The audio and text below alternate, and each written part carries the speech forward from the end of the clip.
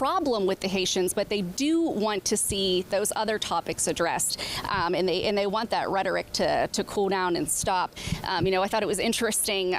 This topic of Springfield came up within the first 30 minutes of the debate, and was one of those moments where they actually needed the mic cut off, first if maybe only, because it's been so hot topic going back and forth. Walz being the one that actually brought it up. But the silver lining here that we're kind of seeing in Springfield is, just recently this week, we've seen the governor allocate $1.3 million to Springfield schools. We've seen a mobile health unit come up within the county.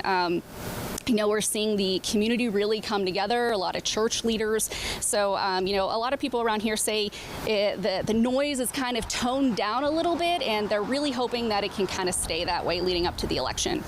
Okay, thank you for that special report. Very good to hear that folks are, some semblance of normal is starting to resume there in Springfield, Ohio. And so now, Jason, J.D. Vance was asked about not supporting Donald Trump back in 2020. Here's what he said. Why should Americans trust that you will give Donald Trump the advice he needs to hear and not just the advice he wants to hear?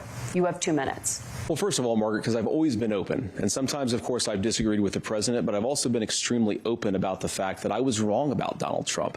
I was wrong, first of all, because I believed some of the media stories that turned out to be dishonest fabrications of his record. But most importantly, Donald Trump delivered for the American people. Rising wages, rising take-home pay, an economy that worked for normal Americans, a secure southern border, a lot of things, frankly, that I didn't think he'd be able to deliver on.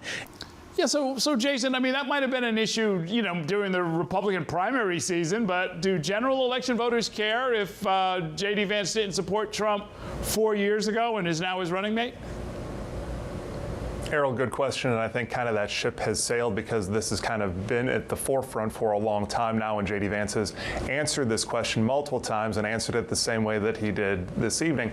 And to a certain degree, we also heard from Tim Walz, who discussed his change in how he supports gun rights and kind of learning more about it and changing his thoughts and views on the policy there. So we heard it go back and forth between the two candidates, what they have changed as far as their policies, saying that they have learned more. But as far as whether or not undecided voters out there necessarily heard this for a first time during the debate this evening, I don't think that's necessarily the case. I think this has come up multiple times at this point. Right, thanks for that. And now, Josh, at one point, Governor Walz was talking about experts and about common sense. Let's listen to what they were saying in the debate. Kamala Harris's day one was Donald Trump's failure on COVID that led to the collapse of our economy. We were already before COVID in a manufacturing recession, but 10 million people out of work, largest percentage since the Great Depression. 9 million jobs closed on that. That was day one. Whether it was the Infrastructure Act or other things we moved. Now, you made a question about experts, said this. I've made a note of this.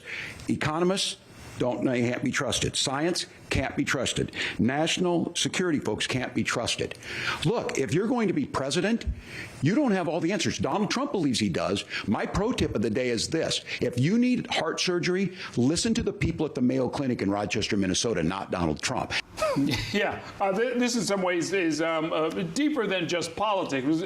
The way it came up in that excerpt there, it's almost like a cultural issue. It really is. Who do you believe, right? Yeah, I don't think it's anything new within the Republican Party, particularly to say that these that experts and the Ivy Leaguers can't be trusted, or certainly shouldn't be trusted more than the common person. The irony there is that J.D. Vance went to Yale Law School, but I think that Vance and Walz were hitting on something there that strikes into the minds of different people differently.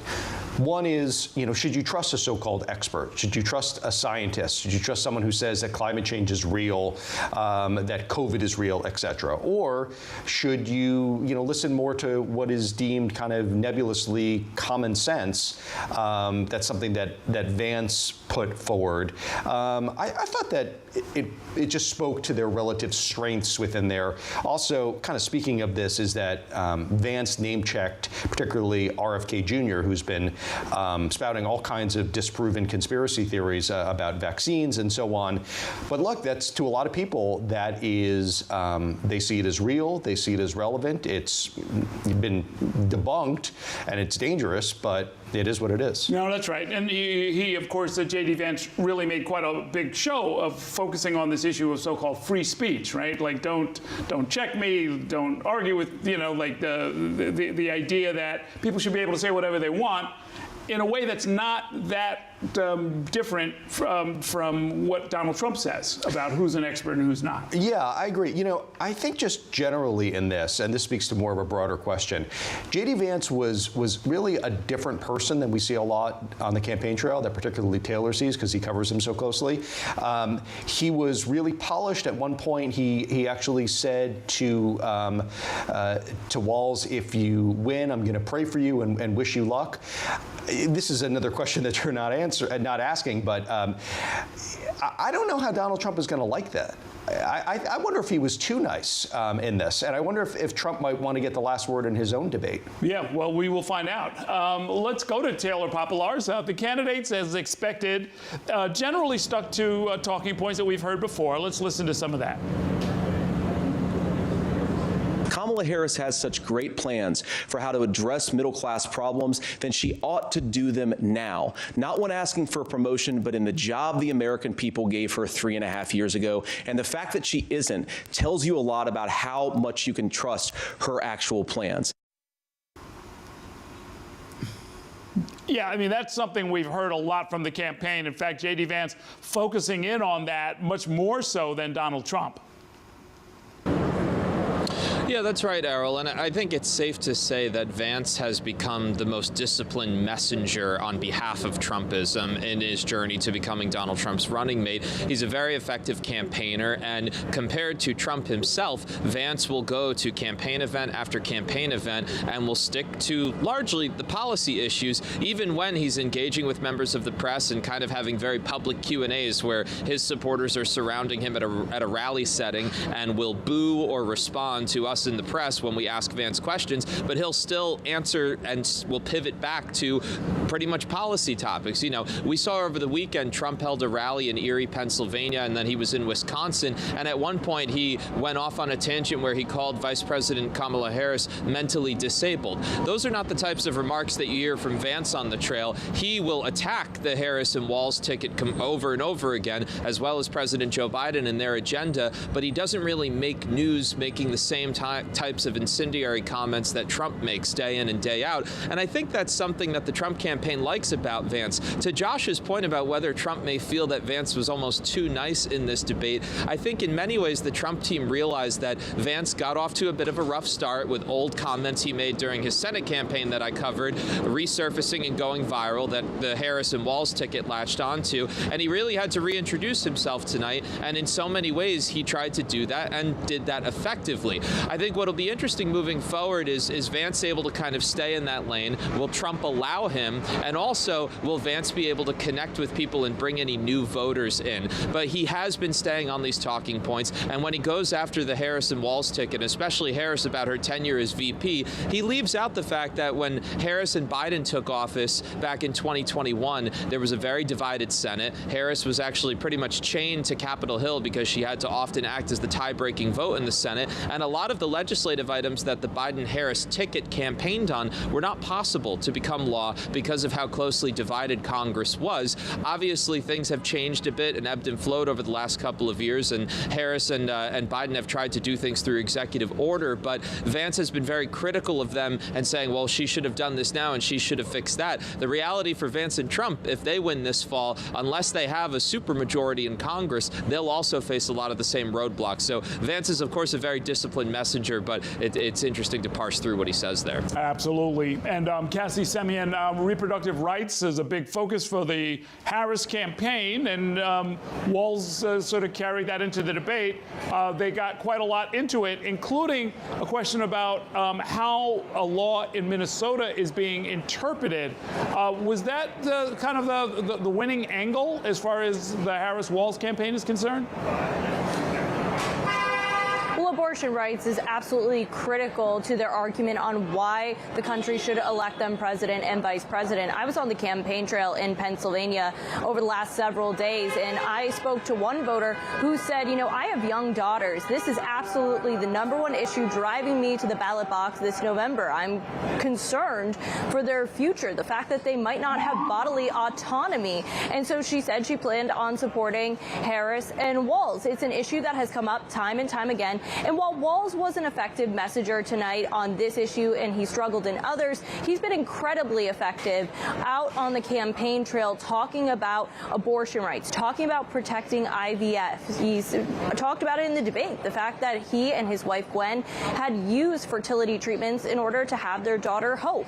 So this is something that has come up time and time again. It's something they're going to continue to hammer home on. And Vance admitted in this debate, you know, Republicans have lost the trust of the American people when it comes to the issue on abortion rights. The Harris campaign saying, of course, well, he could say whatever he wants, but the fact of the matter is he has tied himself to former President Donald Trump, who has taken a lot of pride in the fact that Roe versus Wade was overturned in part because of the 3 justices, the 3 conservative justices that he appointed to the Supreme Court. He's taking credit for it. He takes pride in it out on the campaign trail. So it's really hard for Vance to come out on the debate stage and say, you know, we need to do more on this issue when he is so closely connected to Trump and Trump's remarks on the issue of abortion rights in this country.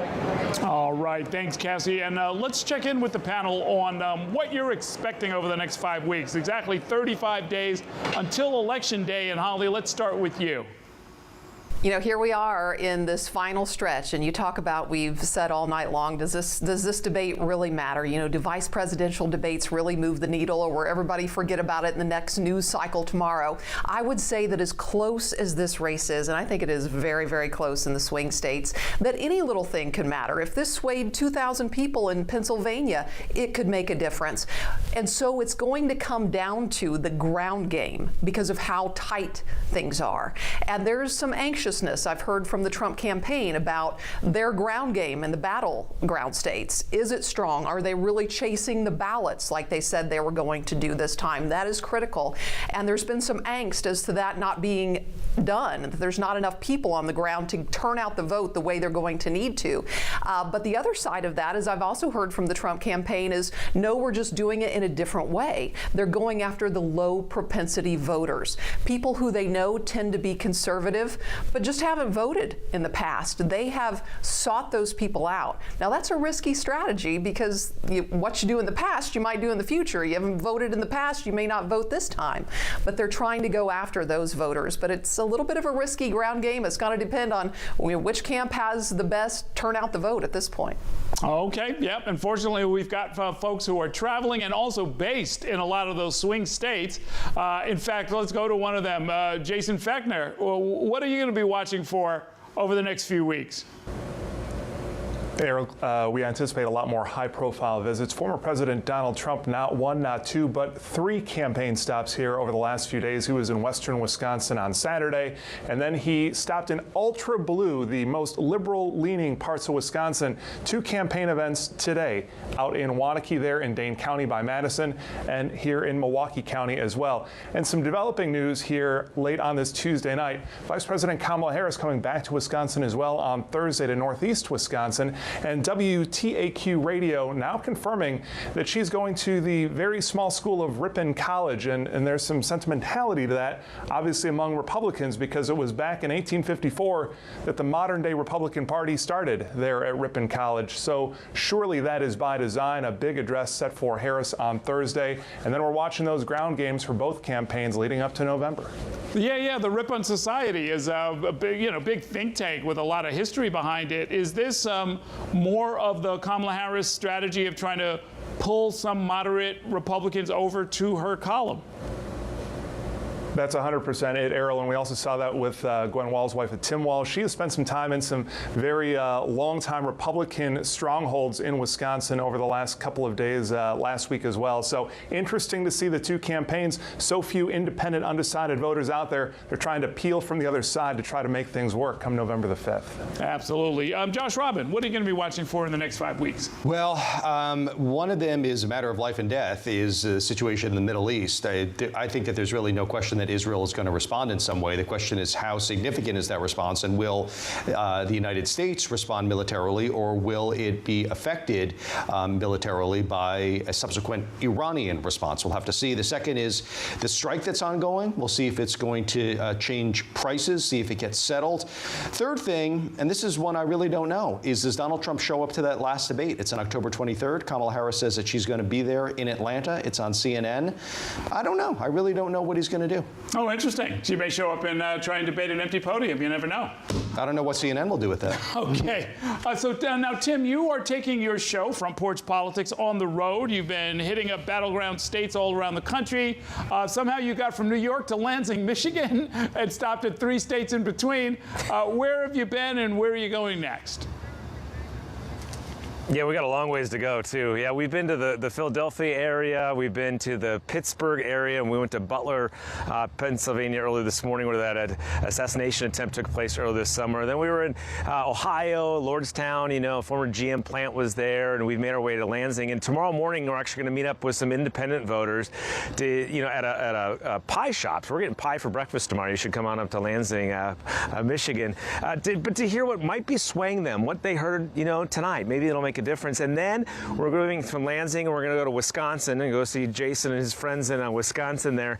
And we're going to talk to some dairy farmers. The World Dairy Expo is going on there. Farmers are having a tough time all across the country, and so we're going to talk to them. Some of them feel very neglected.